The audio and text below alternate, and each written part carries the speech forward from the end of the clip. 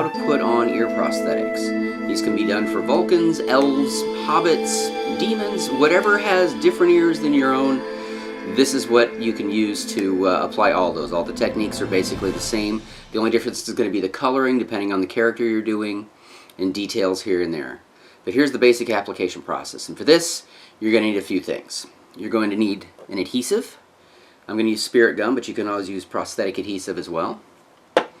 Some liquid latex. I use Ben Nye, but I put it in this bottle because it's easier to dole out when I'm doing this type of makeup. You're going to need makeup. I'm going to use two different kinds today. I've got some Ben Nye, and you want to make sure whatever foundation you're using that blends into your skin is something that works for you. It's all going to be different for everybody. And I'm using this color palette too because there's going to be shades inside the ear that are going to be a little bit darker than the actual regular skin tone. But I'm also going to be using liquid water-based makeup because sometimes you don't want to do oil base. The reason is when you put oil base on latex appliances, it has a tendency to bleed into the latex, and it starts yellowing it and kind of deteriorating the latex. So water-based doesn't do that. So you might want to go with water-based, plus you don't have to powder it. With oil base, you have to use face powder and a powder puff, and then what you do is you just press it into the makeup and it sets the makeup. And then what you want to do before you even use the oil-based makeup is you have to seal it with either Final Seal from Ben Nye, or you can use what's called a barrier spray. It's pretty much the same thing. So you would spray that on the latex and everything first before you apply any of the oil-based makeup. You're going to need a couple brushes. You can use these two for some of the detailing. You need a larger brush to dust off the extra powder if you're using oil base and you have to powder it. And then of course makeup sponges. These are the non-latex version. You can even get these in the dollar store now, or Dollar Tree. So, and then last but not least, the ears we're going to use today. Now these I make myself. I make a variety. I use these for like Vulcan mainly. I have another set of Vulcans. They're a little bit rounder. I also have larger, like Brian Froud elf type ones, but I also have Hobbit ears. So it all depends on the character. And I try to get, you want to make sure whatever ears you buy, you want to make sure the edges are as paper thin as you can get them, because the thinner the edge, the easier you can blend it into your skin. Alright, so to start, you want to kind of test fit the ear like that to make sure you know where it's going to go before you start. Now what I like to do is you can paint the adhesive on first, then try to slip the ear on. The problem is if it gets tacky in between the time of you stopping the applying and putting it on your ear, it can snag and start getting hung up and fold under, and it's kind of a pain in the butt. So what I do is I leave it on, and I just turn the edge up like this, and then I paint underneath. Now before you even get to this stage, you want to make sure you clean your skin really good. Wherever you're going to put an appliance, you want to make sure that you clean the skin of all the oils and everything that can stop the adhesive from adhering correctly. So, putting that on there. Now you might miss a couple spots while you're doing this, and you'll be able to check it. So, and you can let it sit away from your skin like that, let it get tacky, and then go to the next side. Get it pretty close to where you want it. And you want to make sure you try to get this right the first time, because making an adjustment after the adhesive starts getting tacky is really, really difficult.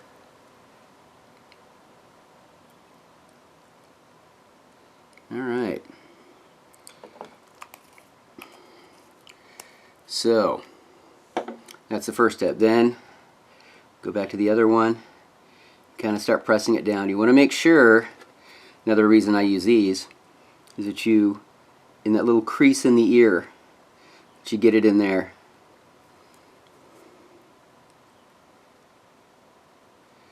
So it's starting to get tacky. Starting to glue down the way I want. There we go.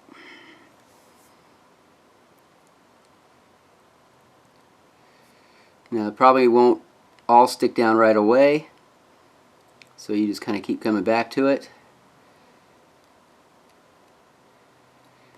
Especially with spirit gum, you can lick your finger so the glue doesn't stick to the finger that you're pressing with, so you don't lift the appliance back up.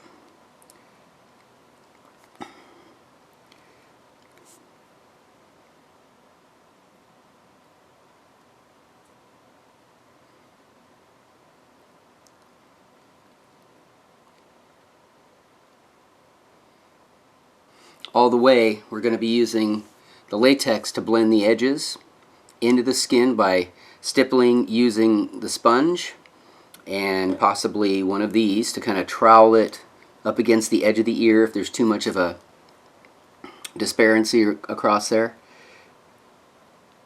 I just made up a word, disparity. I meant discrepancy. Alright, so we're going to take a little liquid latex and put it on. I'm going to use this edge because it's shorter, but you want kind of the thin edge, and you just want to get just a little bit on there like that. You don't need a whole lot. And then you're going to just kind of go like this along the edge, and you're going on the appliance and on your skin at the same time. You want to do that up here as well. Now you can do this with really thin layers. You don't need to pile it on right away. And you want to make sure it dries in between, because if you try to stipple more latex on while this is still kind of tacky, it's going to adhere to itself and you're going to end up pulling everything up. So make sure it's fully dry before you add the next layer.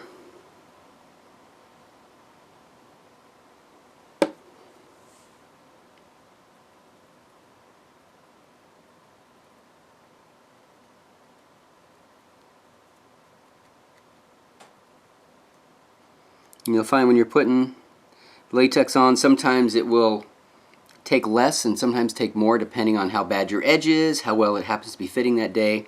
There's a lot of variations and issues that can come up while putting ears on. They never go on the same way twice.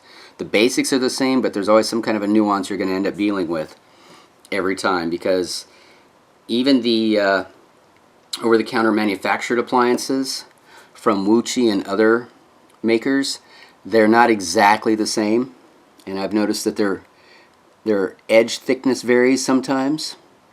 They're fairly consistent, but and you don't want to get any latex in your hair if you can avoid it, because wow, that's difficult to get out unless you don't mind losing hair at the same time. So the latex is dry. There might be a little teeny bit of a wet spot underneath here, but the surface is going to be dry enough to actually apply makeup. So what I'm going to do is on one ear I'm going to do your oil-based makeup and show you that process, and on the other ear I'll do the water-based. So the colors may not match exactly, but that way you can see which way you would prefer to go once you start doing this. So to start with, I'm going to do I'll do the oil base on this side, and I'm going to cover it with some Final Seal, because that will put a barrier between the latex and the makeup. Now this stuff, you saw me shield my face when I was spraying. You don't want to get this in your eyes because it really burns. And a little bit of a hairdryer to kind of help speed the drying process. Alright, so start out with whatever your base is going to be to help blend it into your skin. Now depending on the coloring you're doing, you can get fairly close to your skin tone, but you may have to do your entire face, so your face matches the ears as opposed to the ears matching the face, because it's difficult to match skin tone. Now also with the ears, they don't have to be exact, because as you notice in real life, your ears aren't the same color as your face, or they're actually a little pinker, and we're going to talk about the different colorings as we get towards the end of the makeup. So again, taking one of the sponge wedges. Now what you can do to help speed up this process and make it a little easier on yourself is to pre-color the appliance. Spray it, put the makeup on it, but don't put it along the edge where you're going to be gluing and latexing. You want to put it just above the edge, but that'll help with all the coloring of the main section. So I'm going to put my finger behind my ear to help brace it so it's not being pushed back all the time. and then just start going along it like this. See, and as you can see, it's already starting to look a little more like my ear color, since the appliance itself is a little paler than I am.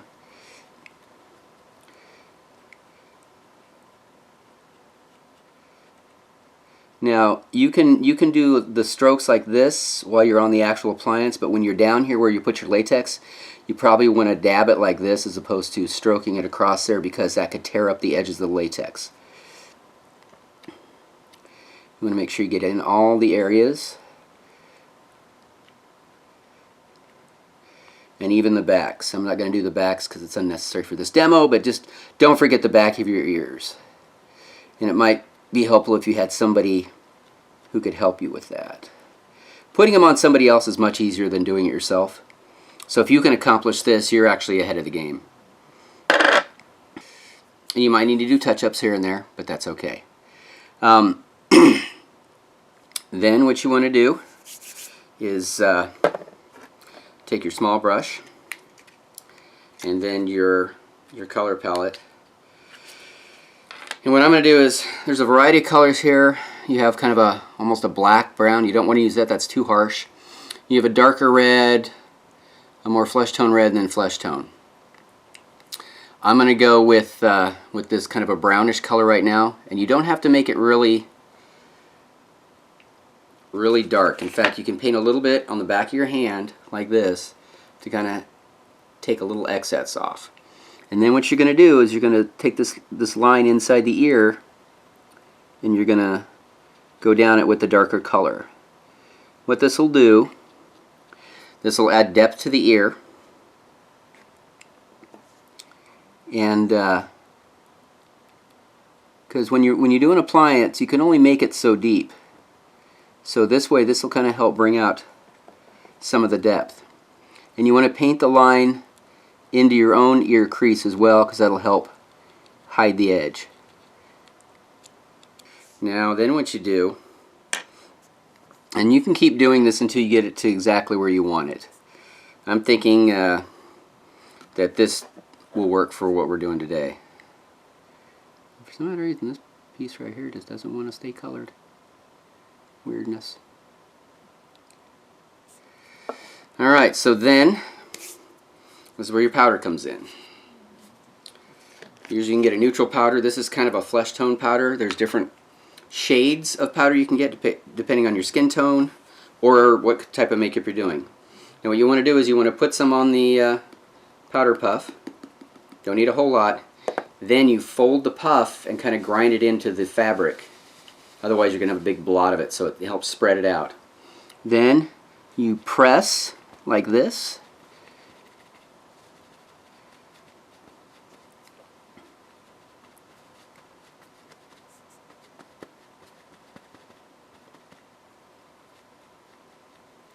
And by pressing it, it puts it into the makeup as well, not just on the surface.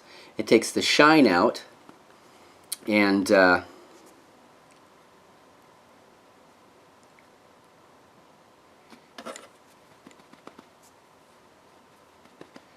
sets it. So if something rubs against it, it's not going to rub off. What you can do if it's dulled the colors, if you're using really bright colors, if it's dulled the colors, you can use the final seal over the top again, and that will kind of pop the colors back out because it wets the powder, and then it'll stay kind of shiny. So it kind of depends on the effect you're going for. Okay, so this is kind of the basics for using the oil-based makeup. Now for the water-based, it's the same process as far as the application. Make sure you shake it up. And this is a Meron liquid makeup, and I also dilute this with distilled water, and I can use it in my airbrush. If you have an airbrush, you know the value of it. I don't know why I went so long without one, because it's amazing to use. Takes a little more expertise, but half the fun is practicing. So I'm putting a little bit of makeup on there, and I'm going to do the same process as I did before. Just kind of go over the ear, and again, you can do kind of the rubbing until you get to where you've actually applied and the latex is. You probably just want to dab it. And you want to go all the way down onto your skin. I usually go to right about, I cover this area right in here too.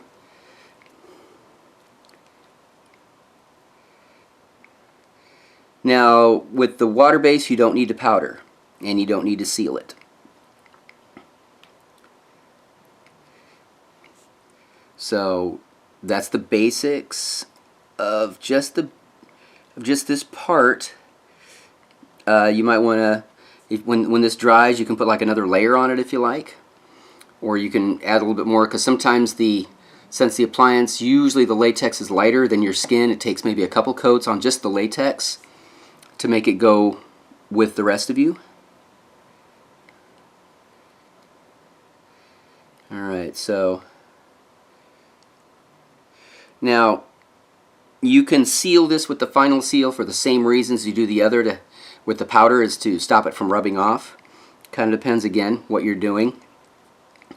And one thing you should remember before you start any of this, if you're doing anything on your head or face, if you have a tight collared costume that you can't put on like a jacket, that you have to pull over your head like a turtleneck sweater or anything like that, you probably want to put that on first, because it's hard to get a tight neck piece over the top of the makeup, especially ears, because everything gets hooked and you start tearing stuff off, and then you have to start all over. So put on the costume first if it's got a tight collar, and then put a towel around your neck and tuck it into the collar of the outfit. Alright, so we got that. Then the same thing applies.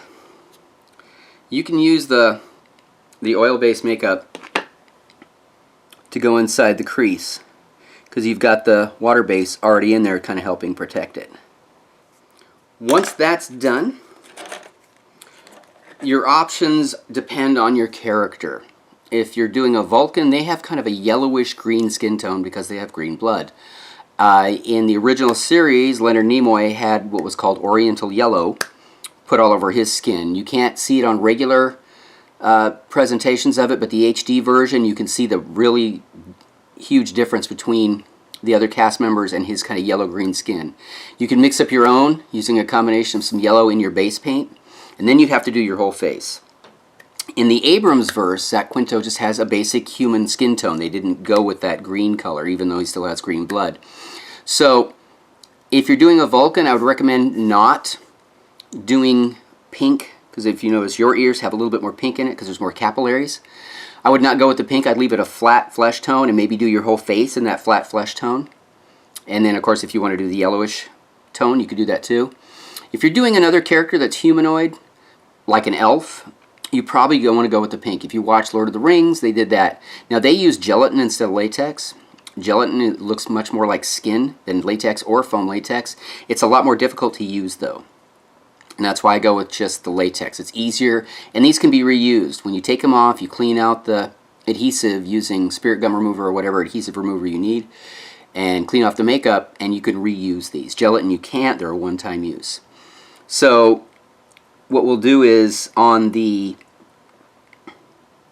oil-based side, we'll go ahead and do the blending it in like an elf makeup. And for that, you're just going to need some kind of blush.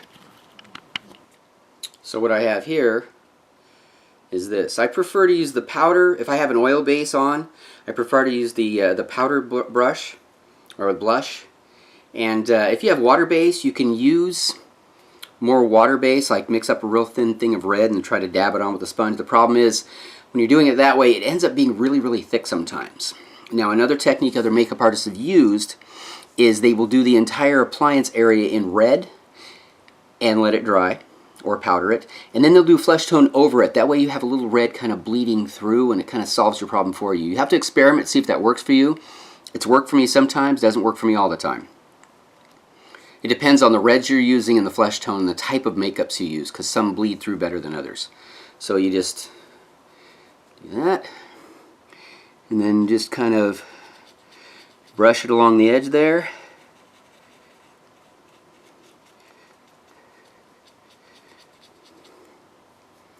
This kind of helps make it a little more realistic, so it's not so flat.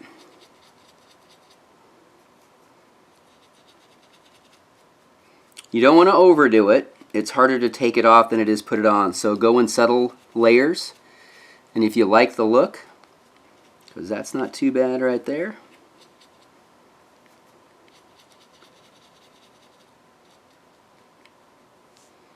And there you go.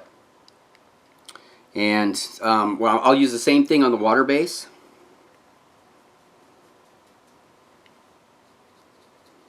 Because as you can see, it's just kind of a flat color, and that's all right. Like I said, if you're doing a Vulcan, or if you're doing an Orc or something else that has a totally alien skin tone, greens or yellows or anything, you won't need to do any of this. Now, to make it more realistic, to make it like a living being, you could put some other color instead of the pink. So whatever blood they have, if they have a blue blood, you might want to maybe tinge it a little bit with blue, going along the same lines as we humans.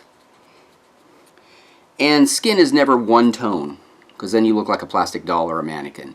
So there's all kinds of subtle shades in your skin. Your cheeks are usually a little more red, and your nose is a little more red, especially if you drink heavy. So that is the basic ear tutorial. Like I said, this could be used for Vulcans, Elves, Trolls, Goblins, Orcs, whatever you have. The technique is the same. If you have any other questions or any other things you'd like to see in the makeup vein, get a hold of me down below, and I'll do my best to answer and or fulfill your requests. So don't forget to subscribe and like my channel.